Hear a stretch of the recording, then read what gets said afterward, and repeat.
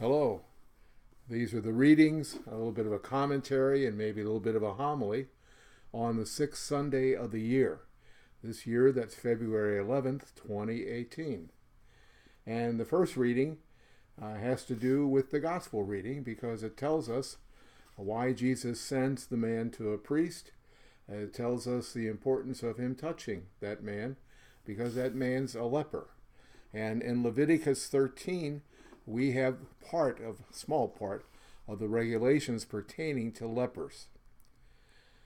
Yahweh said to Moses and Aaron, "If someone has on his skin a scab or pustule or blotch, which appears to be the sore of leprosy, he shall be brought to Aaron the priest, or to one of the priests among the descendants.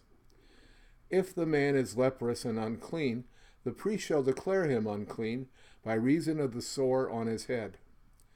The one who bears the sore of leprosy shall keep his garments rent and his head bare, and shall muffle his beard.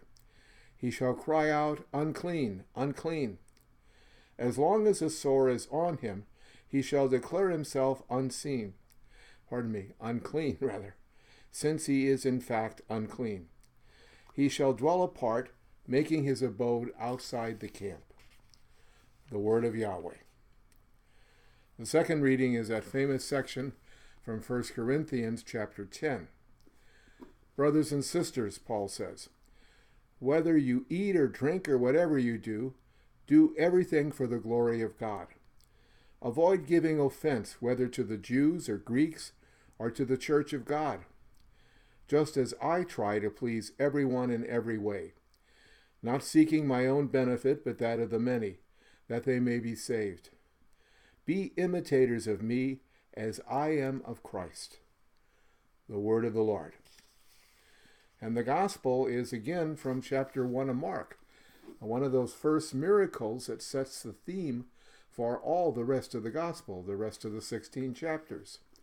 And it's a very famous reading, even though I will change around one word from what we have in our lectionary. "A leper came to Jesus, and kneeling down begged him and said, 'If you wish, you can make me clean.' Moved with anger, he stretched out his hand, touched him, and said to him, 'I do will it. Be made clean.'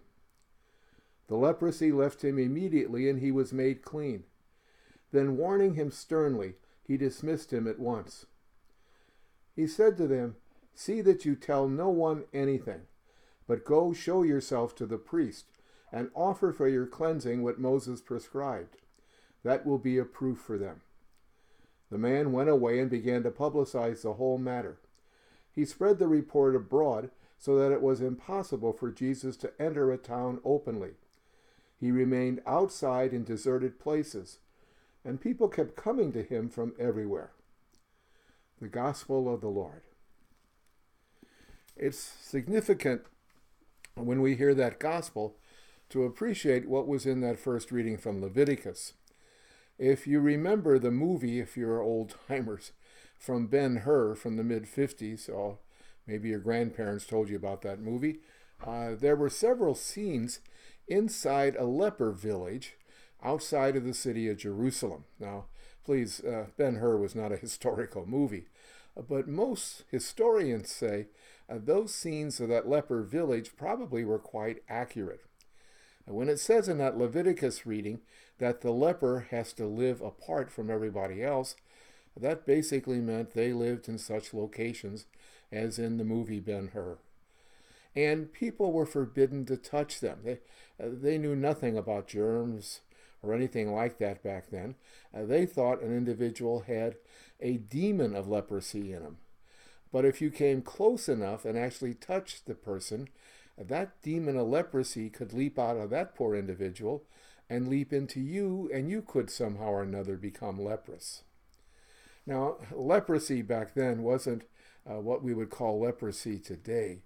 Leprosy was anything that had to do with skin diseases of any kind. So it was a very, very broad concept, much broader than what we today would call a leprous person. But we have to understand that when Jesus meets this leper, he does some things which are forbidden. For instance, one of the things he does, he touches him. And it's important that he touches him before he heals him. And the concept is that Jesus reaches out to somebody who is an outcast from the community. That's why, for instance, Mark seems to put this miracle toward the beginning of his gospel. It's in chapter 1, because that is setting the theme for what Jesus' followers will do. That's why when we have that 1 Corinthians reading and Paul says to imitate me as I imitate the Christ, how do you imitate the Christ? One way is you reach out to people who others wouldn't even come near or touch, or they would keep walls between you and them. That's why the concept where Pope Francis mentioned in reference to a certain politician in the United States, that as a Christian he's called to build bridges, not walls, that's certainly exemplified in that gospel reading today. Now, I mentioned that I changed one word around in that gospel reading. It said he was moved with pity in the given text that will be read on Sunday or Saturday evening. Scholars agree there is another reading for pity, and it's in the best manuscripts and fits all the regulations for replacing the one that's in the given text. In that reading, it says he was moved with anger. Scholars say the original text said that, he was moved with anger, which then leads to the question, why is Jesus moved with anger? It's fascinating that this is in Mark's gospel, because Mark has Jesus blow his cool 4 or 5 times in that gospel. He doesn't necessarily follow the principle that, well, if you're angry, you can't be listened to, or it isn't something that's going to be important. Jesus gets angry in that gospel. And he seemingly expects us to get angry at times in our own lives. That's why when it says he became angry at this particular situation, he doesn't seem to be angry at the leper. The leper can't help the fact that he's a leper. He seems to be angry at the situation where this leper has a wall between him and the rest of the community. I think U.S. Catholic is having a contest or some sort of a survey this Lent to try to figure out which is your favorite hymn. And already some people have said it's the hymn, All Are Welcome. I suspect Jesus would have said what other hymn would win the contest, but All Are Welcome. And not just symbolically welcome, really welcome. He's basically stressing the fact that in his community, there are no divisions, no stratification between this person and that person, that group and that group over there. All are equal. It says that clearly in Matthew's Gospel in chapter 23. Now that's why if you're Catholic like I am, I belong to a church that just automatically disobeys that command of Jesus. If Jesus was angry at the situation that caused that leper to be walled off, he'd be angry certainly at our distinction between clergy and laity.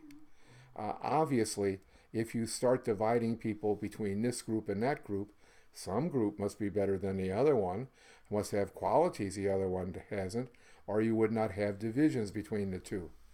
Jesus would not be happy with the division between clergy and laity that we fall back on and boast about even.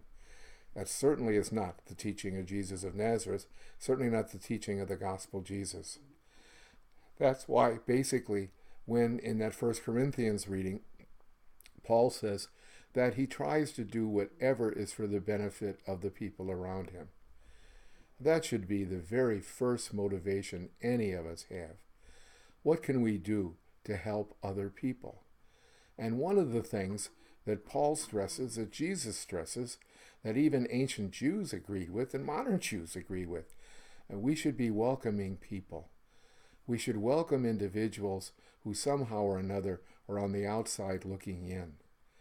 Our track record of our relationship with, for instance, gays, lesbians, people like that, is not a very happy way of advancing the cause of Jesus of Nazareth. We should be building bridges toward all people, even people who we're a little bit uncomfortable with, people who we worry might even contaminate us if we reached out to touch them. I mentioned some time ago I visited a friend in a nursing home, and she has another friend who's in the bed next to her in the nursing home. And at one point, I went over and talked to the other person. She had no visitors or anything, and her personality probably wasn't the most receptive personality in the world. But later, when this other person from the nursing home was going down to the dining room, I walked close to her at one point, and she called me over, and she said, "Thank you for acknowledging me." I suspect a lot of us, because of the walls we build between us and other people, sometimes good walls because they're sinners, we're not, we're doing exactly what Jesus wants us to do, they're not. I think Jesus would say, acknowledge other people. Make them welcome. Because if they're not welcome, how in the world do you expect me to be welcome? Especially in your communities, in your churches. I don't know how that can be. One of my favorite stories from the old movie Sounder was about this black man who was telling a story of trying to get in to a white church on one particular Sunday.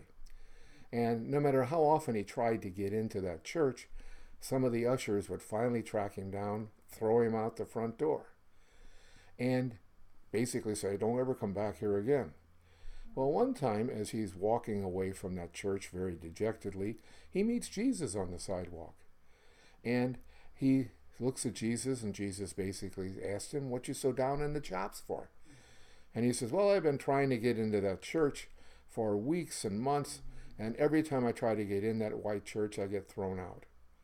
And Jesus just smiles a little bit at him and says, "Don't worry about it. I've been trying to get in there for the same amount of time, and they've been throwing me out too." I suspect that story would have fitted in well in any of the Gospels that we have in our Christian scriptures. Thank you.